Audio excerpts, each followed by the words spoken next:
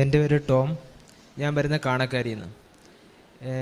ഞാനിവിടെ ആദ്യമേ നിൽക്കുന്ന എൻ്റെ അമ്മയുടെ ഒരു സാക്ഷ്യവും എൻ്റെ സാക്ഷ്യവും കൂടി പറയാനാണ്.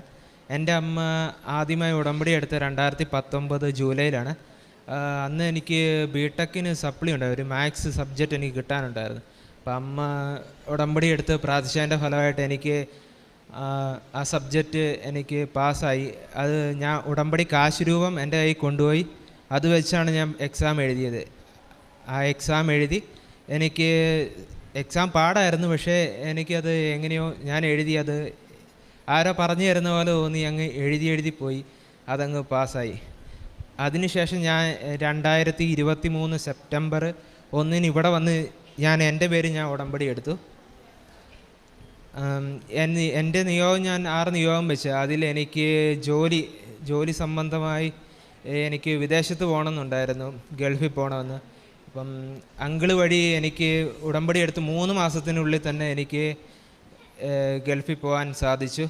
അവിടെ ചെന്ന് എനിക്ക് ഉടനെ തന്നെ 2 ഇൻ്റർവ്യൂ എനിക്ക് കിട്ടി. 2 ഇൻ്റർവ്യൂവിന് ഞാൻ പാസ്സായി 1 മാസത്തിനുള്ളിൽ തന്നെ. അതിനു മുന്നേ ഞാൻ ഇവിടുന്ന് പോകുന്നതിന് മുന്നേ ആയി എനിക്ക് ഞാൻ ജോസഫ് അച്ഛനെ കണ്ട് അച്ഛൻ്റെ ബ്ലെസ്സിങ്സ് മേടിച്ചിട്ടാണ് ഞാൻ പോയത്. അപ്പം അച്ഛൻ എനിക്കൊരു കാശ് രൂപം തന്ന്, ആ കാശ് രൂപം ഞാൻ കൂടെ കൊണ്ടുപോയായിരുന്നു എല്ലാ ഇൻ്റർവ്യൂവിനും. അപ്പം അച്ഛൻ എനിക്ക് ബ്ലെസ്സിങ് തന്ന ആ കാശ് രൂപം വെച്ചാണ് ഞാൻ എല്ലാ ഇൻ്റർവ്യൂ അറ്റൻഡ് ചെയ്തത്. 2 ഇൻ്റർവ്യൂവും ഞാൻ അറ്റൻഡ് ചെയ്ത്. കാരണം എനിക്ക് ഗൾഫ് എക്സ്പീരിയൻസ് ഒന്നുമില്ല, ഇന്ത്യയിലുള്ള എക്സ്പീരിയൻസേ ഉള്ളൂ. ക്യു സിയിലാണ് ഞാൻ വർക്ക് ചെയ്യുന്നത്, QC എഞ്ചിനീയറായിട്ട്. അപ്പം എനിക്ക് ഇന്ത്യൻ എക്സ്പീരിയൻസ് വെച്ച് ഗൾഫിൽ കിട്ടാൻ വലിയ പാടാണ്. പക്ഷേ എനിക്ക് ഇൻ്റർവ്യൂ ചെയ്തു. 2 സ്ഥലത്തുനിന്നും എന്നെ അവർ വിളിച്ച്, ഒരു പ്രശ്നമില്ല. അവർ എനിക്ക് വന്ന് ജോയിൻ ചെയ്തോളൂ എന്ന് പറഞ്ഞ് 2 സ്ഥലത്തും വിളിച്ച്. 2ാമത്തെ കമ്പനിയിൽ നിന്നാണ് എനിക്ക് ഇച്ചിരി കൂടെ ബെറ്റർ ആയിട്ടുള്ള നല്ലൊരു ഓപ്ഷൻ കിട്ടി. അതിന് മുന്നേ ഞാനൊരു ബൈബിൾ വായിക്കുന്ന സമയങ്ങളിൽ എനിക്ക് കുറേ സംഖ്യകളുള്ള ഒരു വചനങ്ങൾ കിട്ടി. അതെല്ലാം കൂടെ കൂട്ടി നോക്കിയപ്പോൾ 1,00,000 മേലെ അങ്ങനെ ഒരു സംഖ്യ കിട്ടി. അത് തന്നെ എനിക്ക് സാലറി ലഭിക്കുമെന്ന് ഞാൻ മനസ്സിൽ ചുമ്മാ കരുതി. അത്ര കിട്ടത്തില്ലെന്ന് ഞാൻ തോന്നി. ഫ്രഷറായിട്ട് കിട്ടുന്ന ഒരാൾക്ക് എങ്ങനെ അത്ര ശമ്പളം കിട്ടുന്നു? പക്ഷേ എനിക്ക് ആ സാലറി, അതേപോലെ ഒരു സാലറി തന്നെ എനിക്ക് ലഭിച്ചു. പിന്നെ അതുപോലെ തന്നെ ഞങ്ങൾക്കൊരു സ്ഥലം വിറ്റ് കിട്ടാനുണ്ട്. അവിടെ സ്ഥലത്തിന് വഴിയില്ലായിരുന്നു, അത് വിറ്റ് പോകാൻ ഭയങ്കര പാടായിരുന്നു. അപ്പം ഒരു 2 വർഷമായി അതവിടെ കിടക്കുകയായിരുന്നു. അപ്പം ഞങ്ങൾക്ക് ഇവിടുന്ന് കിട്ടിയ ഉടമ്പടിയിലെ ഉപ്പിട്ട് ഞാൻ പ്രാർത്ഥിച്ചു. അതിൻ്റെ ഫലമായി ആ സ്ഥലം വിറ്റുപോയി. അങ്ങനെ ഞങ്ങൾക്ക് വളരെയധികം അനുഗ്രഹമാണ് പരിശുദ്ധ അമ്മ വഴിയും ദൈവകുമാരൻ വഴിയും ലഭിച്ചത്. അതിന് ഒത്തിരി നന്ദി പറയുന്നു. പിന്നെ കൂടാതെ എൻ്റെ അമ്മയ്ക്ക് പേഴ്സണലായിട്ട് പറയാൻ ഒരു സാക്ഷ്യം കൂടെ ഉണ്ട്, അത് അമ്മ പറയുകയാണ്. എനിക്ക് പറയാൻ ആദ്യമായിട്ട് എൻ്റെ മാതാവിനും ഈശോയ്ക്കും പ്രത്യേകം നന്ദി പറഞ്ഞുകൊണ്ടിരിക്കുന്നു. എനിക്ക് ബ്രസ്റ്റിന് ഇടയ്ക്കിടയ്ക്ക് എനിക്ക് വേദന ഉണ്ടാകുകയും ആരോടും അത് പറയാതിരിക്കുകയും ഞാൻ ചെയ്തു. അതിന് ശേഷം എൻ്റെ ഒരു കസിൻ ഡോക്ടറുണ്ട്, പുള്ളിക്കാരത്തിയോട് പറഞ്ഞപ്പോഴത്തേക്ക് കൊച്ചു പറഞ്ഞു, അത് ആൻറ്റി വെച്ചുകൊണ്ടിരിക്കരുത്, അതുകൊണ്ട് കാണിക്കണം, എന്താണേലും കൊണ്ട് കാണിക്കണമെന്ന് പറഞ്ഞു. അത് ഞാൻ അപ്പോഴാണ് വീട്ടിലുള്ള മറ്റുള്ളവരൊക്കെ അറിയുന്നത്, ഹസ്ബൻഡും പിള്ളേരൊക്കെ അറിയുന്നത്. അതിനുശേഷം ഞാൻ അത് ഡോക്ടറെ കാണിച്ചപ്പം ഡോക്ടർ പറഞ്ഞു മാമോഗ്രാം ചെയ്ത് നോക്കണമെന്ന് പറഞ്ഞു. മാമോഗ്രാം ചെയ്യണമെന്ന് പറഞ്ഞെങ്കിൽ അപ്പോൾ എനിക്ക് ആ വിഷമമായി. എന്നു വെച്ചാൽ എന്തെങ്കിലും പ്രശ്നമുണ്ടോ എന്നുള്ളൊരിത്. ഞാൻ മാതാവിനെ ഒരുപാട് വിളിച്ചു.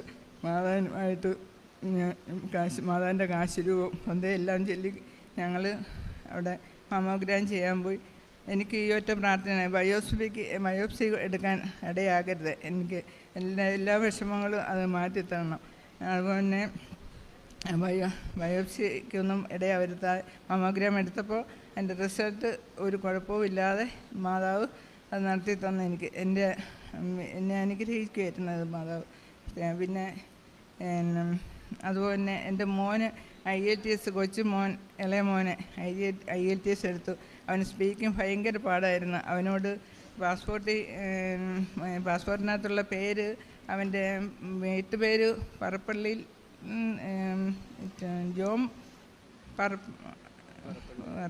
പറപ്പള്ളി ജോസഫ് എന്നാണ്. അപ്പം കൊച്ചു പെട്ടെന്ന് അത് അവർ എടുത്തപ്പോഴത്തേക്ക് ജോംബി ജോസഫ് എന്ന് പറഞ്ഞാൽ, അപ്പോൾ ഇതിനകത്ത് അതുപോലെ അല്ലാത്തതുകൊണ്ട് അവർ പറഞ്ഞു ഇത് മൊത്തം തെറ്റാണല്ലോ പറഞ്ഞിരിക്കുന്നതെന്ന് പറഞ്ഞു. അങ്ങനെ പറഞ്ഞു. കൊച്ചിന് പരീക്ഷയ്ക്ക് ആകപ്പാടെ വലിയ ബുദ്ധിമുട്ടായി. ആകപ്പാടെ അവനെ വിയർക്കാൻ, AC ഉള്ള റൂമാണ്, എന്നാൽ പോലും അവനങ്ങ് വിയർക്കാൻ തുടങ്ങി. അവനും ഞാൻ കാശ് രൂപ കൊടുത്ത് വിട്ടിട്ടുണ്ടായിരുന്നു. മാതാവിനോട് ഞാൻ പറഞ്ഞു, മോൻ ധൈര്യപൂർവ്വം മോൻ പരീക്ഷയൊക്കെ പാസ്സായിക്കോളും, ഒരു കുഴപ്പം കൂടെ. അവൻ വീട്ടിൽ വന്ന് പരീക്ഷ കഴിഞ്ഞ് ഇത് കാശ് രൂപ കുറിച്ച് അവൻ പരീക്ഷ എല്ലാം കഴിഞ്ഞെങ്കിലും അവൻ വീട്ടിൽ വന്നപ്പോഴത്തേക്ക് പറഞ്ഞു, അമ്മ എനിക്ക് വാപ്പാട് ഞാൻ ജയിക്കുമെന്ന് എനിക്ക് തോന്നുന്നില്ല. ഞാൻ പറഞ്ഞു, ഇല്ല മോനെ, മാതാവ് ഉണ്ടല്ലോ, മാതാവ് നിന്നെ സഹായിച്ചോളൂ. പക്ഷേ അവന് നല്ല സ്കോർ അതിന് കിട്ടി. പിന്നെ പക്ഷെ അവൻ വേറെ എങ്ങും പോയില്ല. അവൻ ഇപ്പം BTech ചെയ്തുകൊണ്ടിരിക്കുന്നു. പിന്നെ BTechന് പോകാമെന്ന് വെച്ച് BTech ചെയ്തുകൊണ്ടിരിക്കുന്നു. അതിനാണേലും അവൻ മാത്രമേ അവിടെ, അതും കാശ് രൂപം വെച്ചാണ് കൊച്ചു പരീക്ഷ എഴുതിയത്. അതെല്ലാം ഒരു തരമൊക്കെ കാട്ടിക്കൂട്ടിയെന്നാണ് അവൻ എഴുതി. പക്ഷെ അവനതെല്ലാം ഈ 2 ദിവസം മുമ്പ് റിസൾട്ട് വന്നു. മൊത്തം അവന് എല്ലാ വിഷയവും അവൻ പാസ്സാകാൻ പറ്റി. പിന്നെ എൻ്റെ ഹസ്ബൻഡിനാണേലും പിന്നെ ഇതും ക്രിയാറ്റിൻ ഇച്ചിരി കൂടുതലായിരുന്നു, 1.7 ഉണ്ടായിരുന്നു. അപ്പോൾ അത് ഞാൻ മാതാവിനോട് പ്രാർത്ഥിച്ചു, എൻ്റെ മാതാവേ അത് കുറച്ച് തന്നെ എൻ്റെ അതെല്ലാം. ഏതായാലും അധികം മരുന്ന് അവർ നെഫ്രോളജി കാണിക്കാൻ പറഞ്ഞു. അവിടെ കാണിച്ചു കഴിഞ്ഞപ്പം അവർ വലിയ ഒരു ബുക്കൊക്കെ ആയിട്ടാണ് അവർ തന്നത്. എന്നുവെച്ചാൽ കൂടുതൽ വിവരങ്ങൾ ഇനി ഉണ്ടാകുമെന്ന്, അതിനൊന്നും ഇടവരുത്താതെ ആ ഒറ്റ തവണ കൊണ്ട് തന്നെ എൻ്റെ മാതാവ് അതെല്ലാം മാറ്റി തന്നു. ഇതിനെല്ലാം ഞാൻ മാതാവിനോടും എൻ്റെ ഈശോയോടും ഞാൻ നന്ദി പറയുന്നു. പിന്നെ പ്രേക്ഷിത പ്രവർത്തനങ്ങൾ, ഞങ്ങൾ പ്രേക്ഷിത പ്രവർത്തനങ്ങളായി അനാഥാലയങ്ങളിലൊക്കെ പോയി അവർക്ക് വേണ്ട സഹായങ്ങൾ ചെയ്തു. അതുപോലെ വഴിയിൽ കാണുന്ന സഹായം ചോദിക്കുന്നവരോടെല്ലാം സഹായം ചെയ്തു. വീട്ടിൽ വരുന്ന എല്ലാവർക്കും അങ്ങനെ ഞങ്ങൾ ഒത്തിരി സഹായം ചെയ്തിട്ടുണ്ട്. എനിക്ക് ഉടമ്പടി എടുത്തത് വഴി എനിക്ക് ആത്മീയമായി കുറേ വ്യത്യാസങ്ങൾ വന്നു. ഞാൻ ബൈബിളൊന്നും കുറേ നേരം വായിക്കുന്ന ഒരു രീതിയൊന്നും എനിക്കില്ലായിരുന്നു. പക്ഷെ ഇപ്പം എനിക്ക് അരമണിക്കൂറും അതിൽ കൂടുതലും ഒക്കെ ബൈബിൾ വായിക്കാൻ സാധിക്കുന്നുണ്ട്. അത് മാതാവിൻ്റെ ഒരു വലിയ അനുഗ്രഹമാണ്. പിന്നെ കൊന്ത ചെല്ലുവാനും എനിക്കൊത്തിരി മടിയുള്ളതായിരുന്നു. കൊന്തയൊന്നും ഞാനങ്ങനെ എനിക്ക് ശരിക്കും മടിയുള്ള കൂട്ടത്തിലായിരുന്നു. പക്ഷേ ഇപ്പം ഞാൻ കൊന്ത ചെല്ലിനൊന്നും എനിക്കൊരു മടിയില്ല. പിന്നെ അതുപോലെ തന്നെ ഞാൻ പോകുന്ന ടൈമായപ്പം എനിക്ക് ശരിക്കും ഫ്ലൈറ്റ് 5 മണിക്കായിരുന്നു രാവിലെ. പക്ഷേ എനിക്ക് ഇങ്ങനെ മാതാവ് വന്ന് ഒരു 12 മണിയെന്ന് ഇങ്ങനെ തോന്നുന്നൊരു, എൻ്റെ മനസ്സിലിങ്ങനെ തോന്നി 12 മണി. അതെന്തുവാ 12 മണി ഒരു ടൈം എനിക്ക് തോന്നുന്നത് എന്താണെന്ന് മനസ്സിലാകുന്നില്ല. പക്ഷേ എൻ്റെ ശരിക്കും ആക്ച്വലി ഫ്ലൈറ്റ് പുറപ്പെട്ട ആ ടൈം 12 മണിക്കായിരുന്നു. ആ ഫ്ലൈറ്റിൻ്റെ ടൈം ചേഞ്ച് ആയിരുന്നു. അങ്ങനെ ഒരു സാന്നിധ്യം എനിക്കുണ്ടായി. ഈശോയ്ക്കും മാതാവിനും 1000 നന്ദി പറയുന്നു. ഇനിയും ഞാൻ ഉടമ്പടി പുതുക്കി വെച്ചിട്ടുണ്ട്.